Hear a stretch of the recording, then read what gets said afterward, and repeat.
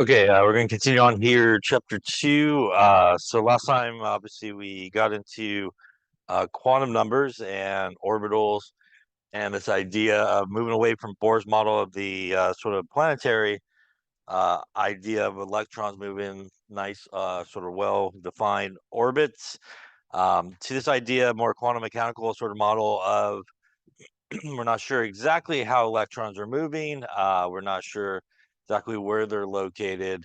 But the best we could do is just to think about it in terms of probability of finding electrons. And obviously, we moved away from orbits, this idea of atomic orbitals. And again, there are s orbitals, p, d, and f. Each individual orbital could hold, as we talked about, 2 electrons. In terms of s orbitals, they do begin on the first energy level, the n equals 1 level. And there's only one type of s orbital, which means the maximum number of electrons would be 2 for any s orbital on any energy level. Remember that the p orbitals don't start until the second energy level, and there are 3 types of p orbitals. Which means if you max out all 3 of those p orbitals, you're looking at 6 electrons. D orbitals don't start till the third energy level. There's 5 different types of d orbitals. And again, if you max out all those guys, we're looking at 10 electrons. And lastly, f orbitals don't begin to the fourth energy level. There are 7 different types. And again, if we were to max those guys out, that is 14 electrons. For the p, the d, and the f, the grouping of all 3 of the p orbitals on energy level, all 5 of the d's, or all 7 of the f orbitals, these are sometimes referred to as subshells or sublevels. When we talk about the energy level itself, that is also referred to as a level or a shell in terms of that. We talked about really sort of the basis of where these sort of come from, and it is the quantum numbers. N is the principal quantum number.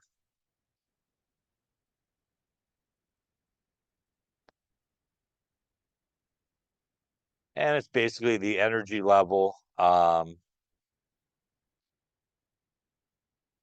And it does have values of basically 1 through 7. We do have L, which is the angular quantum number. It basically gives the orientation in sort of 3-dimensional space, but also tells you really the type of orbital that you will have. And L could have values of 0 to n minus 1. We have the magnetic quantum number, which is m sub L. And that basically tells you kind of how many orbitals you have, if you want to think about it in that sense. And that could have values of basically minus L to 0 to plus L. Again, all whole numbers doing that. And lastly, there's the spin quantum number, which is typically going to give you either plus or minus 1/2. And again, that's sort of the orientation of the electrons in a particular orbital. And if the sort of designation is the upward spin, that is positive 1/2. And if it's sort of going downwards, that is negative 1/2 in terms of the spin. So these are really the bases as we went through last time, sort of why there are certain numbers of orbitals on certain energy levels, and again, why there are obviously what orbitals are there and how many there are. We finished up sort of talking about electron configuration or getting into that. And again, a reminder that there is sort of a switch that happens as we have multiple electrons within the atom in terms of the energy of each of these individual orbitals. And the easy way to remember it or to sort of right electron configuration, again, is just to kind of remember that, again, on the first energy level, there is the S only. Second, the P starts.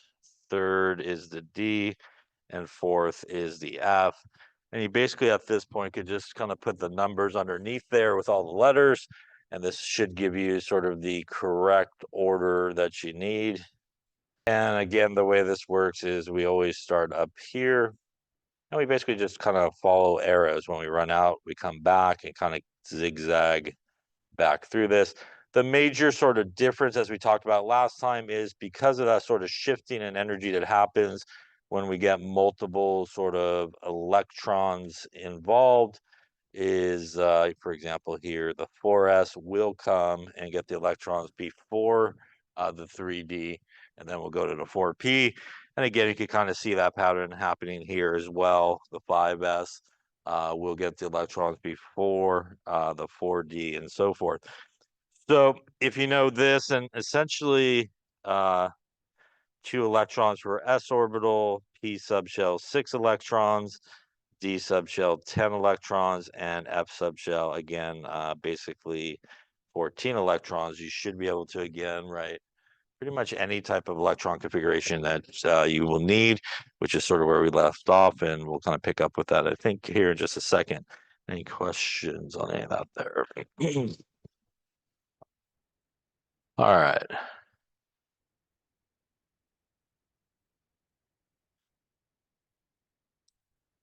All right, and again, I think we actually did this one here. Just again, a reminder in terms of the quantum numbers.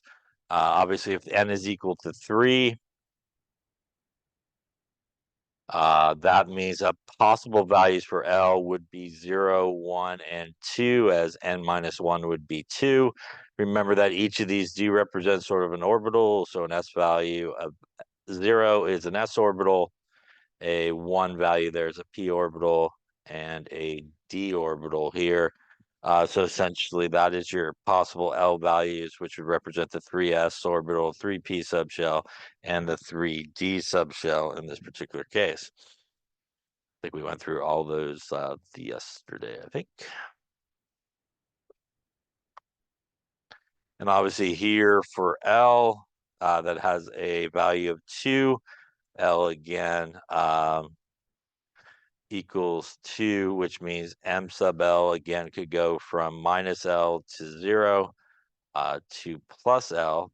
So minus L would be minus 2. Then we just kind of go whole numbers.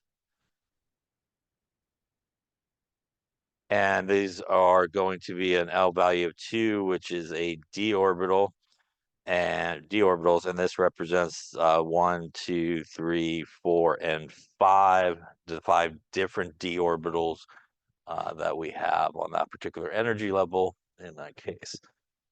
Any question on those two there? All right, so let's take a look, I think, here. Let's take a look at electron configuration and how to write electron configuration. So once again, we'll make our little chart there, I think. All right, so we're going to write some electron configuration here. We're going to start with, why not, lucky number 1 there. It's hydrogen. And when we look at hydrogen, hydrogen has an atomic number of 1, which means essentially it will also have 1 electron, since it will have 1 proton, which is an atomic number.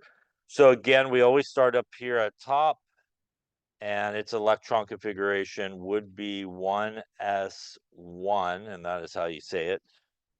This first number, again, is the n number, basically, the principal quantum number.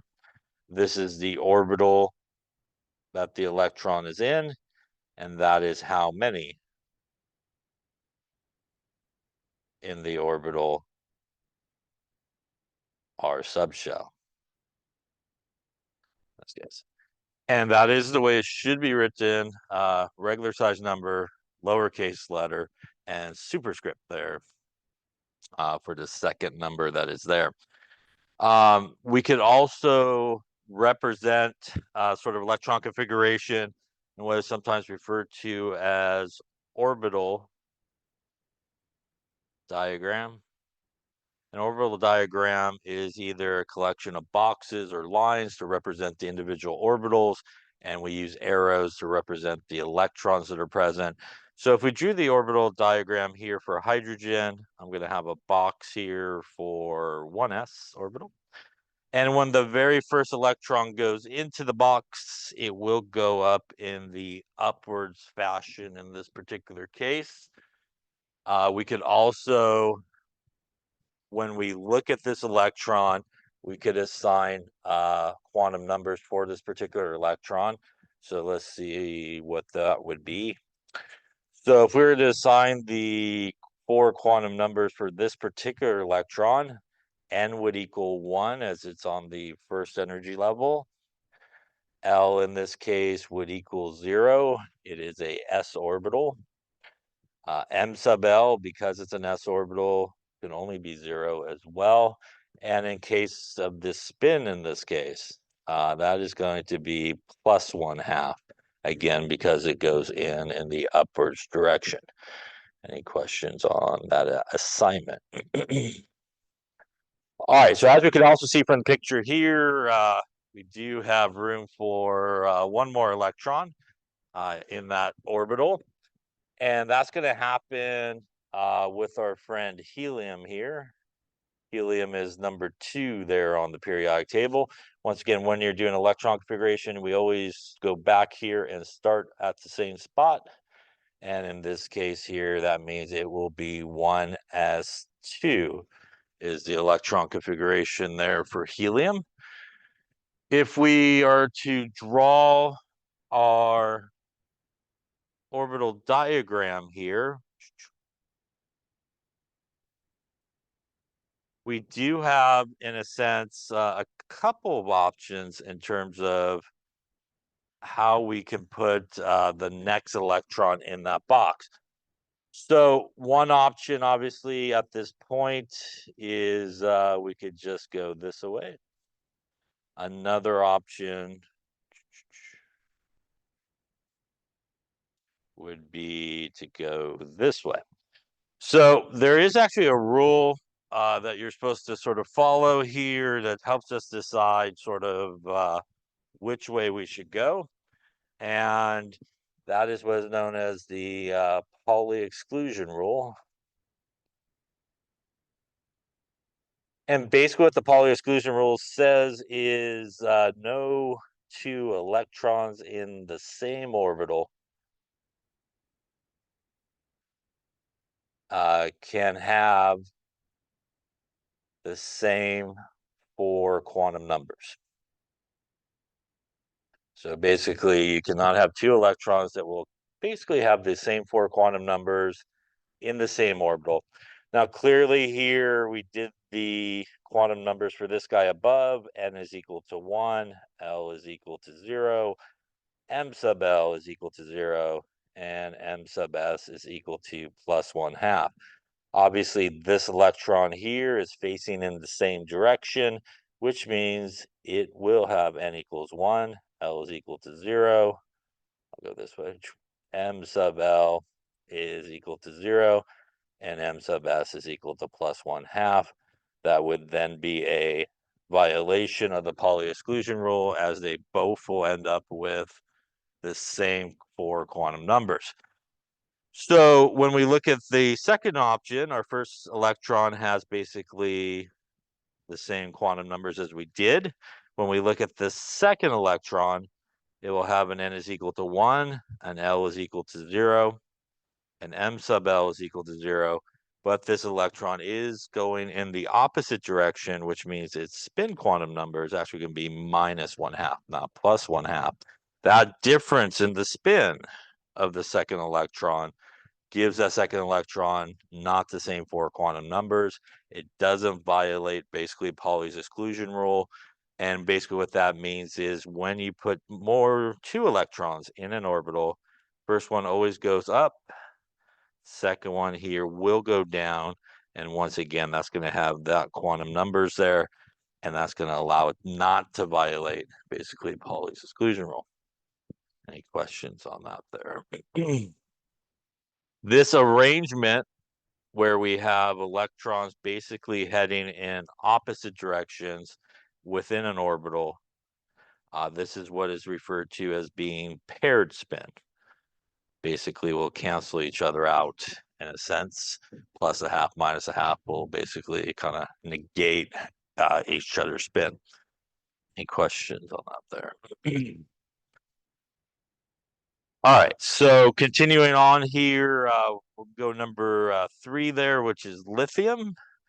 And we'll take a look at that here. So lithium, which is 3 protons, will also have 3 electrons. So once again, we're going to start up here. That's going to take us to 1s2. Then we need to zigzag back and come into our 2s in this case. So this will give us 1s2, 2s1 in this case. Now, when we look at this, we can count up the top numbers, and that will give us the total number of electrons that we put in there. That's 2 and 1 is 3 total electrons. In this case, I have how many electrons on the first energy level? I have 2 electrons on the first energy level, right? These 2 right here.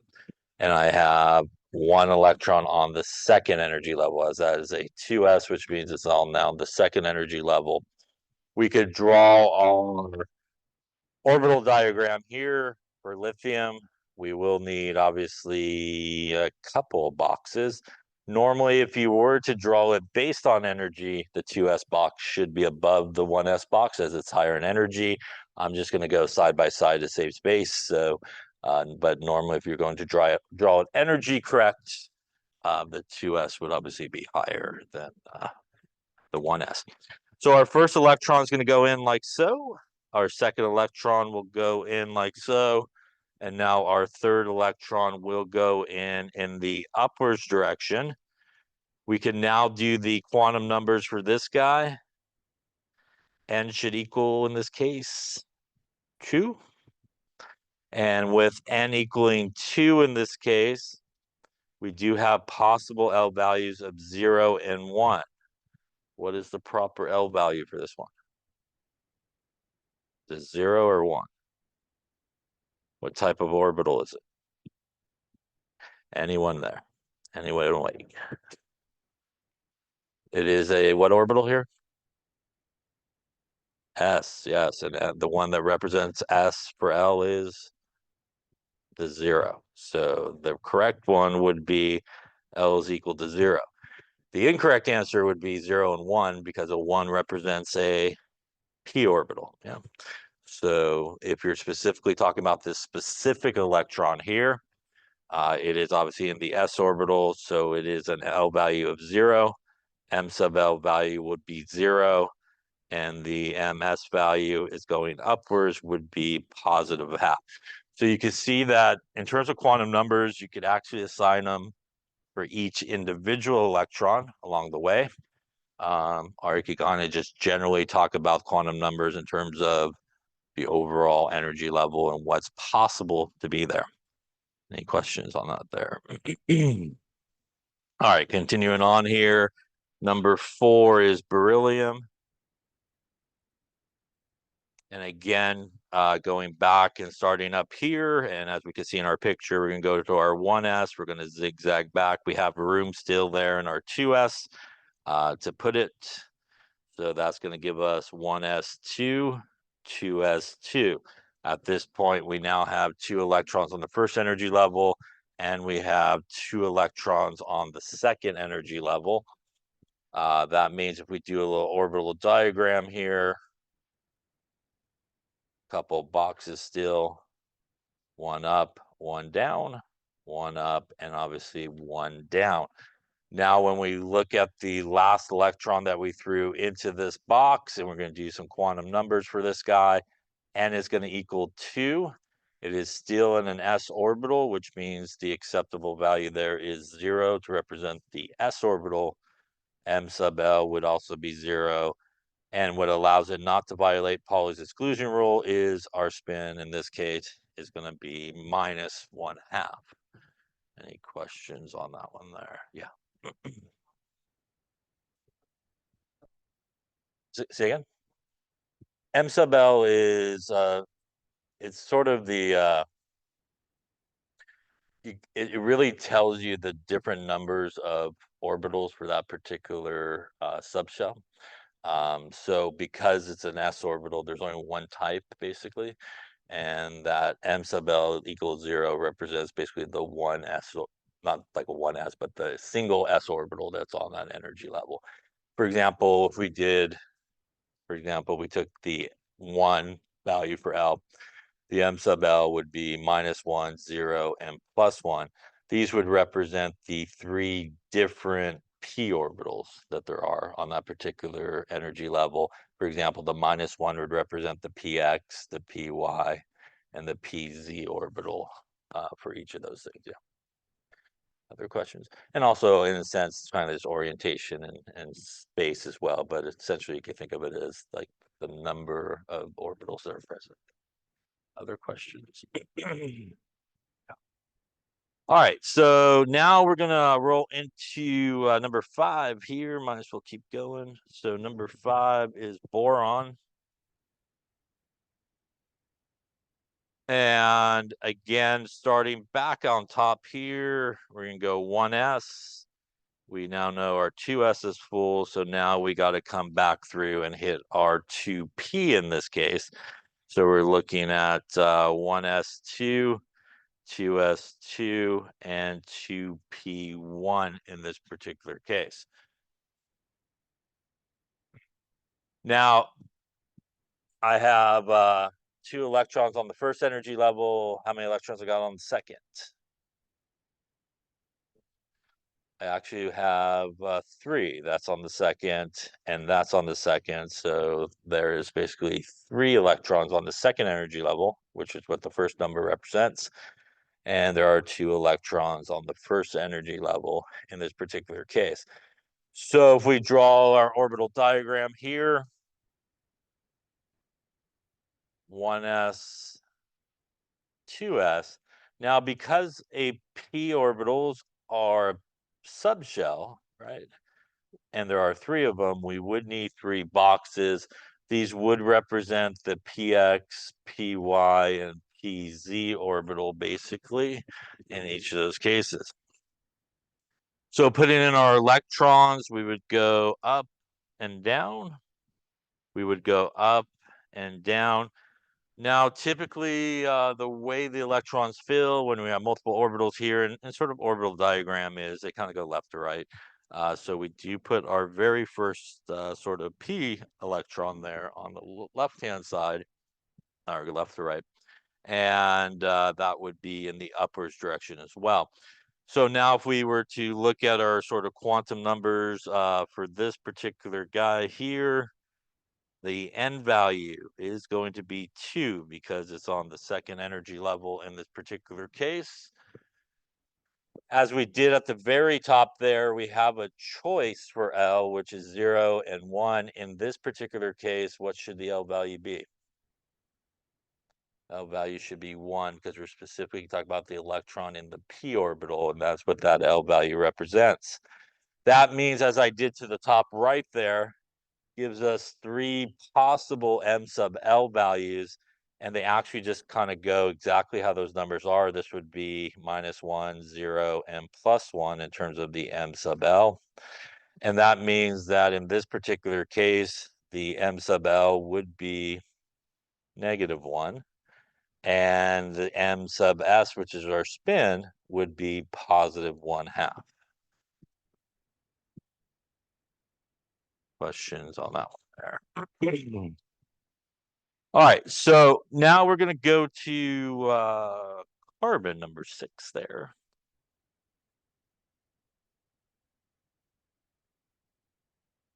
Now, when we look at our just orbital diagram, we can obviously see in a p subshell, like we have got to here, we could put a total of 6 electrons. We obviously only put 1 in there, so we do have room, obviously, for this. And this would then be 1s2, 2s2, 2p2 in this case. Once again, at this point, we have 4 electrons in the second energy level. And we have 2 electrons in the first energy level in this case. By the way, that again is the proper way to write electron configuration. As you can see, there are no things that people like to do for some reason. There's no dashes, there's no commas, there's no like all big numbers and stuff like that. So again, make sure you kind of write the electron configuration in this sense. Now, when we roll with our orbital diagram here, so that'll be our 1s, our 2s, and our 2p. We'll go up, we'll go down, we'll go up, we'll go down, we'll go up. So now we kind of do have perhaps a couple of options as to where to lay up that sort of last electron. So in this case, we have a subshell that has multiple orbitals.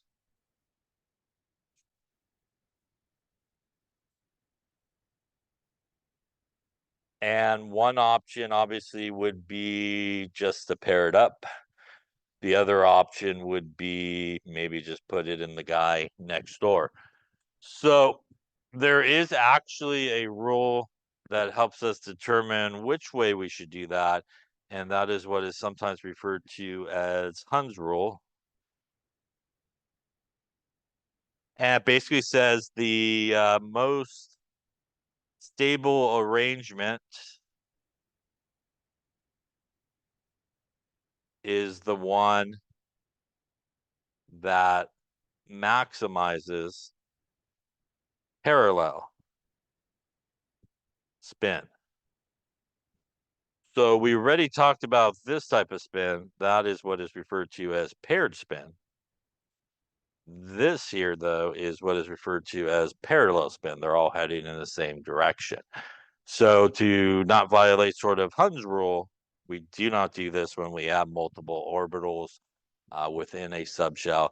The most stable arrangement is to get all the electrons to go in sort of the same direction, which is parallel spin, before you come back and pair it up, basically. So when you do have multiple orbitals in a subshell, which obviously happens on P's, D's, and F's, you don't have that problem with S's because there's just one orbital, basically. We roll this away and we go parallel all the way through before we start coming back, basically, and pairing people up. So in this case, our next electron should go over to the orbital to the right. And now if we do the quantum numbers for this particular guy, n is going to equal 2. L in this case will equal 1 as it is still in a p orbital, that particular electron. The m sub L in this case should be 0, as we just talked about. That's basically -1, 0, and +1, right? So it's sitting there in number 0. And our m sub s here going to be +1/2 in terms of the quantum number. Any questions on that? Yeah. Say again. For the m sub s one? Yeah. So the orientation of the first electron in any orbital should always be sort of pointing up, and kind of pointing up is considered +1/2. The orientation of really the second electron in an orbital will be pointing in the opposite direction in terms of its spin, and that's sort of designated as -1/2. Other questions? All right, so we got to 6. Might as well finish out the first 10 here. Let's go to 7, which is nitrogen. So 7, which is nitrogen. We obviously still have room in our p orbital that we've been working on. So we will roll with here 1s2, 2s2, 2p3 in this case. Giving us an orbital diagram here of 1s, 2s, 2p.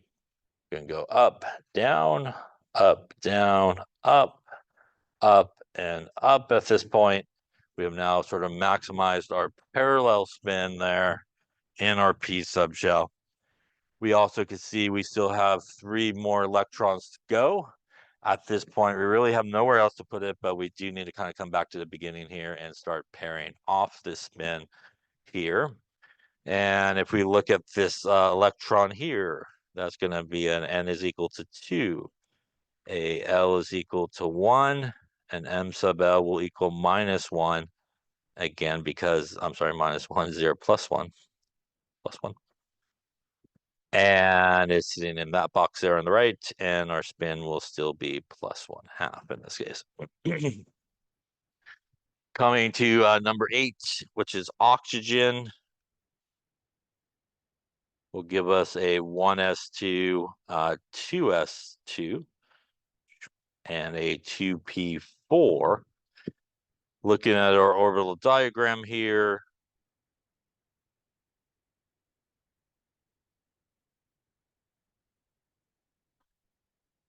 we're going to go up, down, up, down, up, up, up, and down in this case. And again, looking at the quantum numbers for that last electron, since we kind of did all the previous ones, that would be N is equal to 2 in this case. L is still equal to 1 as it's in a p orbital. M sub L now should move back to -1 as it's come back to sort of that orbital there. And M sub S now will be -1/2 as the electron is pointing in the downward direction there. Yeah. Coming to number 9, which is fluorine. And we'll do 1s2, 2s2, 2p6. Not 6, got a little carried away there. 5, p5. Looking here, 1s, 2s, and 2p. We're going to go up, we're going to go down, we're going to go up, we're going to go down, up, up, up. We're going to parallel it down. I'm paired off now. And again, as you can see, we have room for one more electron. Just finishing out the quantum numbers for this guy, and it's going to equal to 2. L will equal to 1. M sub L now should be 0 as it's moved to the center box there. M sub S will be -1/2 in that case. And to finish out the first 10 here, we're looking at neon, I think. And that's going to be 10. Going to give us a 1s2, 2s2, 2p6 in this case. And looking at our orbital diagram here for it.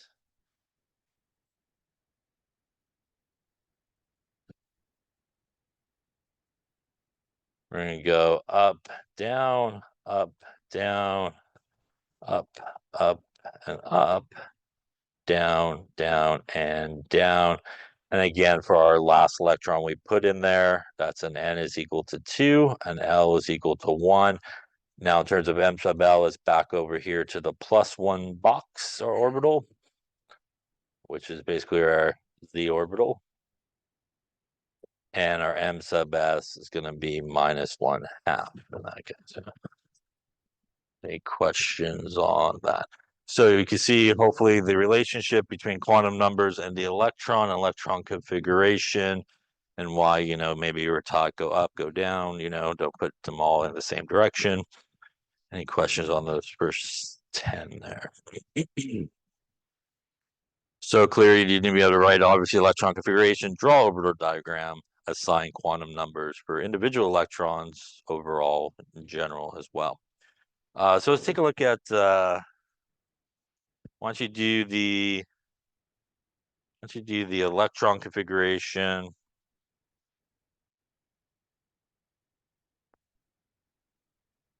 for calcium, and what is the 4 quantum numbers for the 16.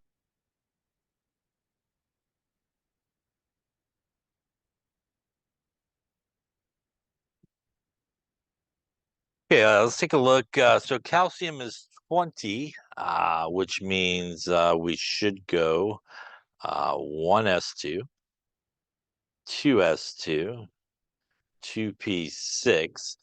At this point, we have placed 10 electrons. If we're not sure, you can just count the top numbers. And that's kind of as far as we went on our previous one. So that took us to here. Next is going to take us to here 3s, which we can put 2 into. And then after the 3s, we will zigzag back to the 3p. So we'll go 3s2, 3p6. At this point, if we count up the top numbers, we're up to 18 electrons that we have put in there. We're close. We need to get to 20. So again, this is the part where it does go into the 4s next. So that is what should be filled before the 3D. So it does not go in order. So it will be the 4s2 in this case, as again, the 4s is actually a little bit lower in energy than the 3D orbitals. So it does get it first. This is the proper order, and it again is the proper way that you should write the electron configuration. Now, you may see it sometimes written in order, and we'll talk a little bit about that maybe in a second, but you'll sometimes maybe see, if we did have some 3D happening there, 3D and then 4s. And that's basically based on energy, and that is not the correct way to do it for us and pretty much all the chemistry classes that you take.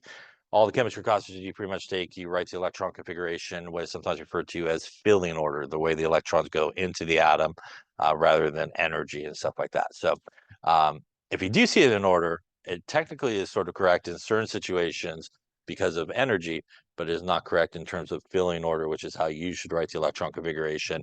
And that is what the little zigzag thing will put you in the right sort of idea. So when we do this, if we were going to do a little bit and we want our 16th electron, we do a little 1s, which should go up and down. We would have a 2s, and again, I'm just going to go side to side to save space rather than upwards in terms of energy. We would have our 3 orbital boxes there for our 2p, which would fill again one at a time and come back down. We then would go to our 3s, which would be one box, go up and down. We would go to our 3p, which once again will have 3 orbital boxes and also fill upwards first and then backwards down.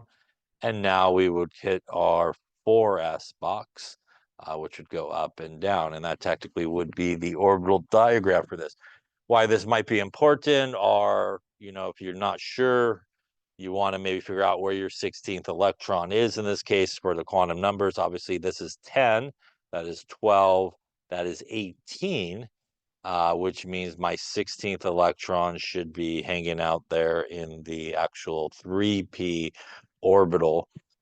And remember, the order at which it kind of goes in is important because this would be first electron, second, third, fourth, fifth, sixth, seventh, eighth, ninth, 10th, 11, 12. Remember, that's 13, 14, 15. And just to make it different color here, the 16th electron is actually that guy here based on how it feels. So you can't just go like 2, 4, 6, 8. Otherwise, again, you might hit the wrong electron. So when we're talking about this electron here in the quantum numbers, we want to make sure that we do pick the correct one in this particular case. Any questions on that there? So now that we've identified the correct electron, the n value should be what in this case? N value is? It is 3. Once again, that is what that number is. That's the n value, right? That's the principal quantum number. We know that because n is equal to 3, the possible values for L in this case would be 0, 1, and 2 as it goes to n minus 1, which is 3 minus 1 is 2. That means that we do know that it is sitting in a p subshell, which means the L value should be, in this case, should be 1, as the S obviously recommends is the 0, the 1 is the P, and the D is the 2 in this case. So the correct answer, since we're talking about this specific electron, is not all three numbers, because we're specifically talking about that electron. So the L value here does need to be 1 in this case. Now, the M sub L is really kind of the orbital it's hanging out in. And remember, when we kind of do the M sub L numbers and you draw like the boxes, they kind of just go in the order of how the numbers are. So that would be like -1, 0, and +1, basically. So we can see in this case that M sub L is -1. And again, that's based off an L value of 1 in this case that runs through that. And lastly, because that is actually the second electron in that orbital, it will have a spin of -1/2. Yeah.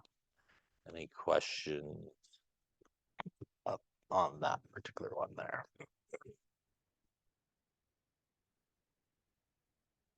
Okay, so when we look at this sort of electron configuration, there is also another way that sometimes electron configuration is written. Um, and it is sort of a shorthand sort of electron configuration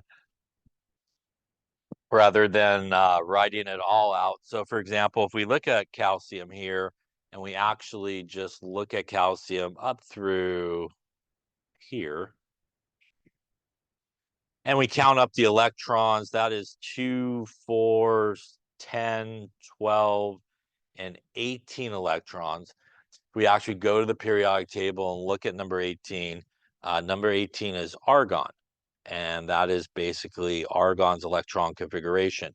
So a shorthand for that is we could kind of put argon in some brackets, and that would represent basically the configuration for argon. And then we can continue on with the rest of the configuration.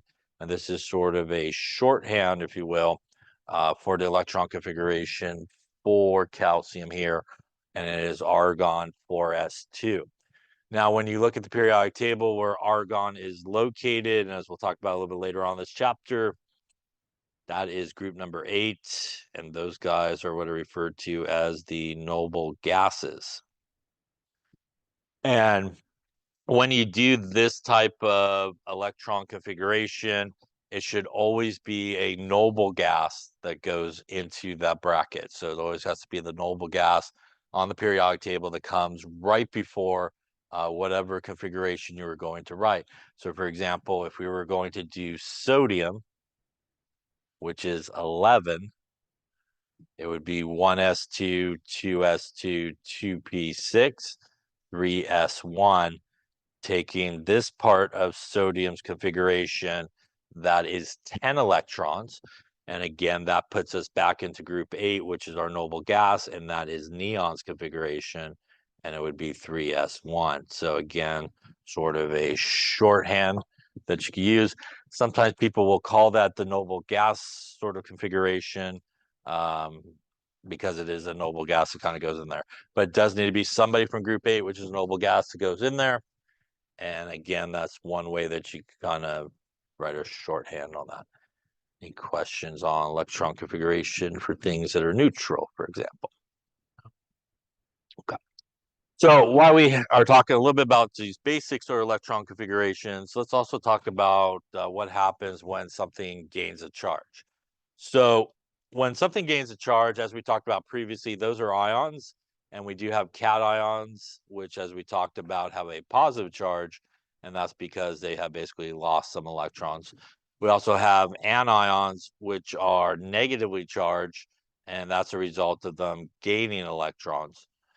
So when we are writing the electron configuration for something that has a charge, we do have to adjust the number of electrons based on the charge and give sort of the right electron configuration. So for example, we just did sodium there a second ago. We'll take a look at sodium. And again, sodium that is neutral, as we just wrote it, would be 1s2, 2s2, 2p6, and 3s1.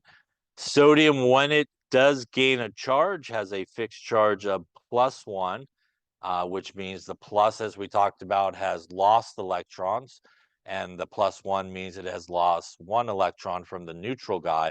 So it will actually end up with 10 electrons rather than 11 because it's lost that one electron, which means the proper electron configuration for sodium with a +1 charge would be 1s2, 2s2, 2p6.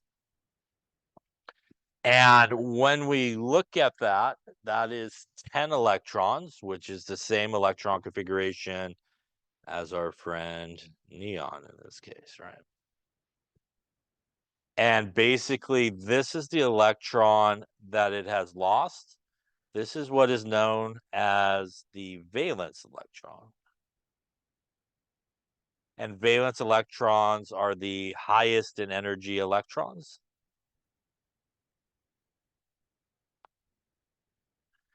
And they're highest in energy. They're also furthest away from the nucleus, which means they're not going to be held as tightly and they're going to be easier removed, basically, right? By the way, the ones that are not valence electrons, these are sometimes referred to as core electrons. Core electrons are the ones that are closer to the nucleus. They're actually held a lot tighter. The difference between core electrons and valence electrons is pretty simple. Valence electrons, because they're furthest away from nucleus, they're not held as tightly. They're pretty much the ones involved in bonding. And the core electrons, because they are held a lot tighter, are not involved in bonding. So when we get into bonding, which is the next chapter, it's really all about valence electrons because they are the ones that are easily removed or shared to create bonds and stuff like that. Now, if we look at something, say, like our friend oxygen, which we also did earlier with no charge, it's 8. That's a 1s2, 2s2, 2p4 in this case. Oxygen, when it gains a charge, is -2, which means the minus means it has gained electrons. The 2 means it has gained 2 electrons from the neutral atom, which means it will also end up with 10 electrons in this case. Again, 10 negatives and 8 positives gives you a -2 charge left over, like we talked about in chapter 1. That would mean electron configuration for oxide, which is oxygen with a -2 charge, 1s2, 2s2, 2p6, also neon's configuration. First off, any questions on that? By the way, it has room in this p orbital, as you can see, right? It only has 4 electrons in that subshell. It could hold 6. That is where those 2 electrons coming in end up, right? They end up in that empty spot there in the p subshell. Actually, we'll fill up the p subshell in this case. By the way, when we look at something like sodium with a +1 charge, we look at oxygen or oxide with a -2 charge, and our friend neon, they all have the same electron configuration. Things with the same electron configuration, that is sometimes referred to as being isoelectronic with each other. So something is isoelectronic is different things that have the same electron configuration. Also, as we will talk about, especially in the bonding chapter coming up, pretty much the whole purpose of bonding is for everybody to basically achieve what is referred to as noble gas configuration in terms of their electrons. Noble gases are extremely stable, they're chemically inert, they're pretty much what everybody on the periodic table tries to be when they bond to get to that stable state in terms of their electrons. And if you just look at the 2 examples that we just did in terms of what happens to these guys when we look at it, so that's like group H. So we just did oxygen, which is about here. It gains 2 electrons and it actually moves forward to the same electron configuration as neon and achieves the electron configuration as neon. When we looked at sodium, which is like here, it actually moved backwards on the periodic table to the noble gas that came before it by losing electrons. And that's basically what happens like in an ionic compound. Metals will lose electrons and they will back up to the noble gas that comes right before them and achieve noble gas configuration that way. Nonmetals will accept electrons and go forward on the periodic table and achieve noble gas configuration that way. It makes them a much more stable, much happier situation. Just so we're clear, they do not become neon.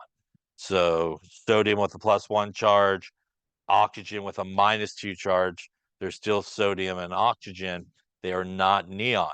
They are the same as neon in terms of their electron configuration. Why would they not be neon? What would have to change in order for them to become neon? What is the most important particle in terms of what element it is? Is it protons, electrons, or neutrons? It is protons, right? So here only electrons change. They still have the same number of protons. They did not change the protons, which means they still the same element, but their electron configuration ends up, and the number of electrons they have ends up in a more stable situation, just like the noble gas. But they are still the same element because, as we'll talk about, and we talked about a little bit before, I think as well, bonding only involves electrons, so nothing is touched in terms of the nucleus, protons, and stuff like that. So they still remain the same elements. Any questions on that there? Yeah. I don't think so. So yeah, so only up to whatever we talked about. Very first example yesterday, I think it was. Yeah. Yeah.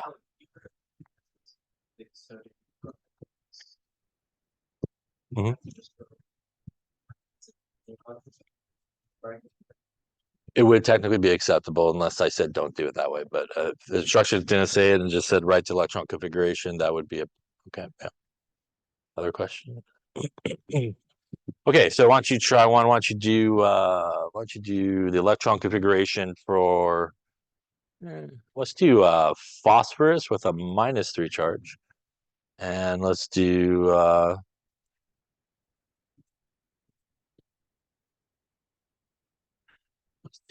magnesium with a plus.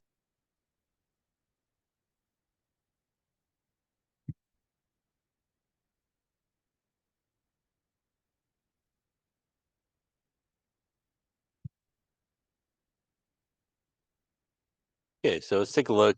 So phosphorus with no charge, if we go to periodic table, atomic number is 15, which means with no charge, it does have 15 electrons. Here it does have a -3 charge. Again, the minus means that it has gained electrons. The 3 is how many it gained. So we add like 3 to that. There's like 18 electrons is what it should have in this case. That means that's a 1s2, 2s2, 2p6. That is 10. 3s2 is 12. 3p6 is 18 electrons. And that again is the same as argon's configuration in this particular case. Again, here magnesium, 12, it'd be how many electrons the neutral magnesium has. The plus here means it has lost electrons. The 2 is how many it lost, so we'll actually subtract 2 here, and we'll end up with 10 electrons. And that means that we will end up with a 1s2, 2s2, 2p6 configuration, or as we just saw there, neon's configuration. Any questions on any of those? Now, this is typically what happens when we talk about representative elements on the periodic table. Representative elements on the periodic table is pretty much group 1, 2, 3, 4, 5, 6, 7, and 8. The middle section, which is the transition metals, does not happen this way.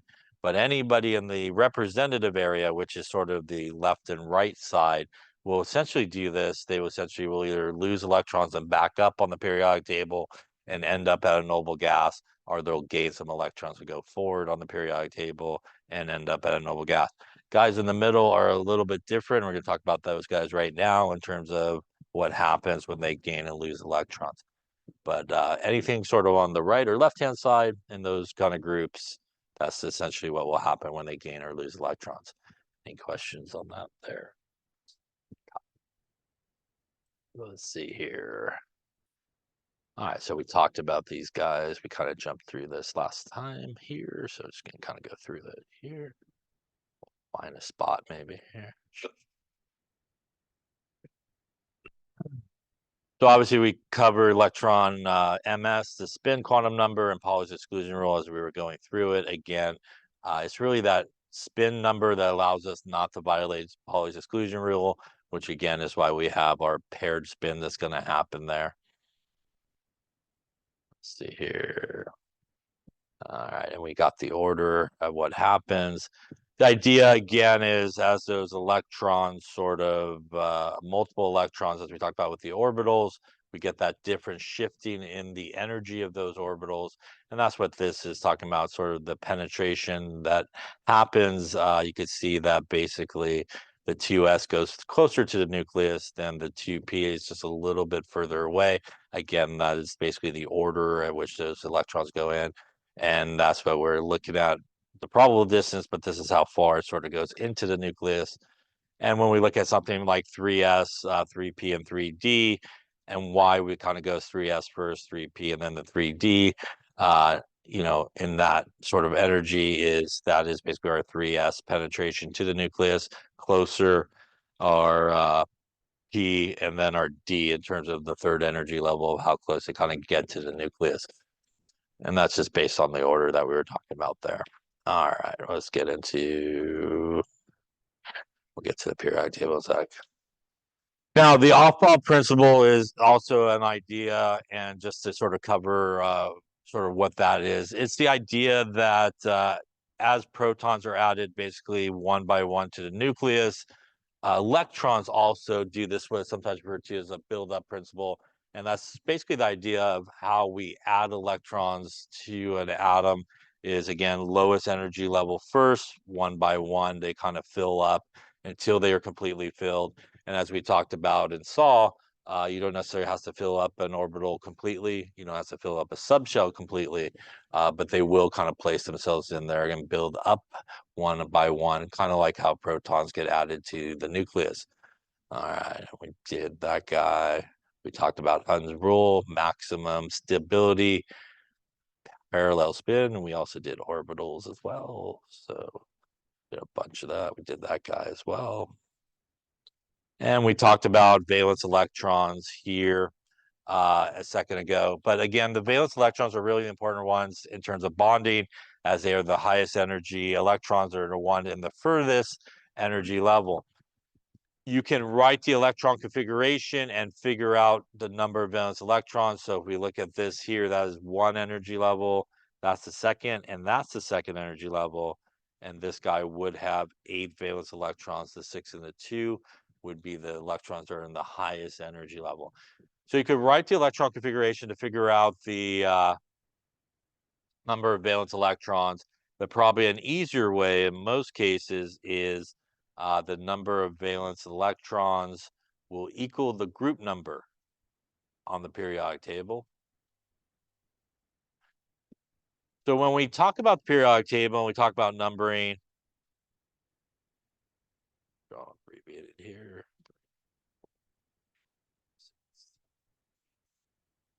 There's a few different numberings that you will see on the periodic table. And for the most part, we go with what is referred to as the representative numbering, or sometimes referred to as the A numbering. And the A numbering this is group 1A right here, far left. It's actually where lithium is, even though hydrogen's hanging out there. Group 1 starts with lithium. Group 2 is right next door, where we have beryllium. We actually skipped the middle part, which is the transition metals. And we go over here to group 3, which is where boron is. Group 4 right next door, group 5, group 6, group 7, group 8, and that's obviously where our noble gases are. So for example, if we did sodium that we saw earlier, sodium is in this group, it's group 1, it has 1 valence electron, which is that 1s2, 2s2, 2p6, 3s1. It is that guy right there, that 1 electron basically in that orbital. We did oxygen before, which is group number 6 right here. And that is 1s2, 2s2, 2p4. Once again, these is the second energy level, 2 and 4 is 6. And again, equal to the group number. So the group number will give you the number of valence electrons. You can also obviously write the electron configuration. If you're talking about these representative elements, like we were just talking about a second ago, and it'd be on the left-hand side and be through here, basically the last electrons that you write in your electron configuration, will essentially be your valence electrons, those guys in order and stuff like that. Transition matters are a little bit different, and we'll talk about that in just a second in terms of what's happening with that. Any questions about there? So in addition, there are, when we look at the periodic table, there's essentially groups, as I just talked about, group 1A, 2A, 3A, all the way through 8A. Most people don't call it A, just call it 1, 2, 3, 4, 5, 6, 7, 8. There's also, and the groups go this way, by the way, right on the periodic table, go down. There's also periods that go this way. And there are 7 periods on the periodic table, yeah? And that's pretty good because if you remember, n value goes from 1 through 7, and that represents basically the n value that we talk about. So if you know what you're doing, you could actually use the periodic table and count off electron configuration. Now, when we talk about s, right, they could hold 2 electrons. Group 1 and group 2 are s orbitals, which are like 2 electrons. The p block on the periodic table is groups 3 through 8, and they can put 6 in a p subshell, right? So that's like 1, 2, 3, 4, 5, and 6. Now, D is the transition metals here. That's the D block. D could hold 10 electrons, 1, 2, 3, 4, 5, 6, 7, 8, 9, and 10. And the F block on the periodic table are 2 rows on the bottom, the lanthanides and actinide series, 1, 2, 3, 4, 5, 6, 7, 8, 9, 10, 11, 12, 13, and 14. So for example, if we were going to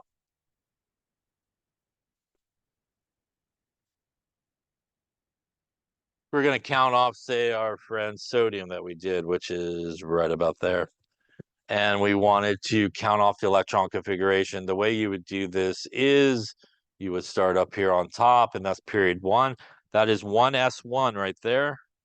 That is 1s2 all the way to there. Coming back through, that is 2s2 through there.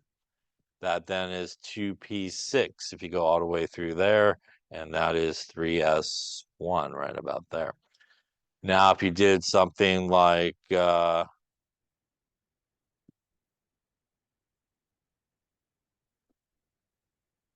if we did something like yeah, we'll do like phosphorus like we did there a second ago, which is somewhere in this area right about there. If we wanted to do phosphorus, we would do, once again, starting at the top, 1s1 to 1s2, 2s2, 2p6, 3s2, 3p1, 2, and 3 boxes in, and that will get us our electron configuration. Now, there is a little bit of a problem, perhaps, or not. I don't know. We'll see. But so if we did something, say, like just something like iron, which is maybe right about there, I think.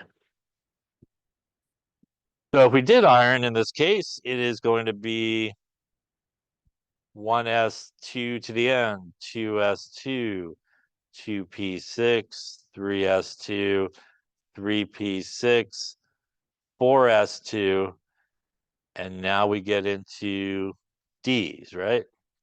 D's, though, start on what energy level? D's don't start until the 3rd energy level. So that's actually 3D and not 4D. It's actually 1 behind the period number. So that would be 3D, 1, 2, 3, 4, 5, and 6, basically, if you count it off. But you want to make sure it's 3D and not 4D. It is behind. Also, these 2 guys here are when you get the F. They actually go, over here. And this is 4F and 5F here. That's 4D and so forth. They are actually 2 behind the period number. So it gets a little kind of crazy in the middle there. If you're not sure what you're doing, you might get the wrong electron configuration. So I would recommend doing the zigzag guide that we made earlier. You'll be in good shape. If you're on the outside, maybe not transition metal and stuff like that, you'd probably be okay. But there are some places where you can have some pitfalls if you try to count it off on the periodic table. Any questions on that there?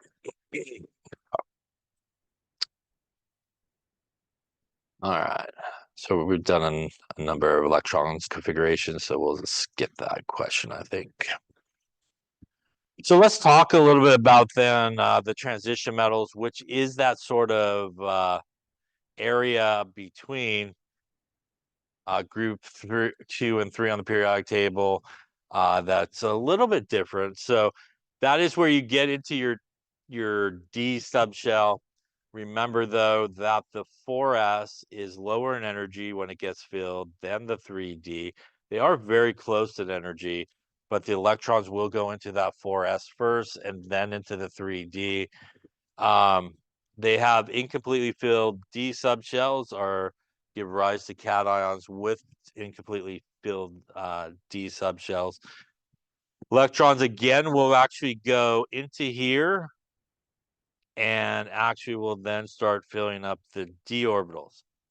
Now, to confuse things, in a sense, what actually starts to happen once you start putting electrons into the D orbitals is, in terms of energy, these guys actually switch.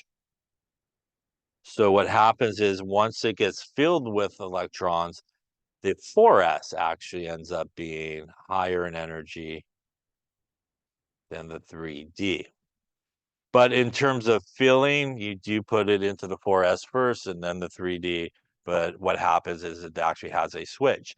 And this will be important for what we were talking about a second ago, that sometimes you'll see electron configuration written in order based on energy, and that's after the electrons are in there and that switch happens. But we shouldn't do that in this class. But it is important for what happens when they lose electrons as well. But there are a couple of exceptions to electron configuration, especially in the first row transition metal. The two very popular ones are our friends chromium, which is 24, and copper, which is 29. Now, if you just follow the normal sort of electron configuration zigzag thing like we did, you would end up with 1s2, 2s2, 2p6, 3s2, 3p6. Remember, 4s2 would come first, 3d4. Now, again, if you follow the little zigzag thing for copper, you would end up with 1s2, 2s2, 2p6, 3s2, 3p6, 4s2, and 3d9 in this case. Now, what has happened sort of experimentally is it has been found that chromium and copper is actually more stable with an extra electron up into the d orbital and one less electron in the s. That is totally sort of achievable because, frankly, they're quite close in energy to begin with, so it doesn't take a lot for it to sort of come upwards. And the correct electron configuration is the ending part here is different. It is going to be at the end. And by the way, the front part of that is argon. Up to here is argon. And it's actually 4s1, 3d5 for chromium, and argon 4s1, 3d10. Now, in the case of chromium, what that does is it puts basically an electron in each of the d orbitals, and you're definitely maximizing parallel spin everywhere, right? They're all heading in the same direction. In terms of copper, it will actually kind of complete the d orbital and also leave the s orbital again, sort of with an unpaired electron. So those are two that you should be aware of. There are others, and if you look where chromium is on the periodic table and copper on the periodic table, and you go down and in, there's a ton of exceptions just like this. For example, silver is an exception. Anybody kind of goes down and in. Something like PD, for example, has actually no electrons in the s. They've all been promoted up to the d orbitals and stuff like that. So there's quite a number of sort of exceptions to electron configuration. I think we have maybe a few of those exceptions here. So here again is some of those exceptions, that a couple we talked about, but most of them is going to have some of these s electrons kind of heading upwards. And as you can see, again, something like PD actually ends up with no electrons there in the s. They've all been promoted up. So I'll say for us, chromium, copper, the two that you should be aware of, but just know that there are a number of them in that transition metal region that are sort of different as well. And you know, for us, you could write the others like normal, but these two are actually these two over here the correct way, is the ones that you should be aware of. Any questions on that there? So let's talk a little bit about electron configuration, say for example, iron that we sort of read off before, iron, which is 26. So remember again, we want to go 1s2, 2s2, 2p6, 3s2, 3p6, 4s2. Again, the 4s comes first,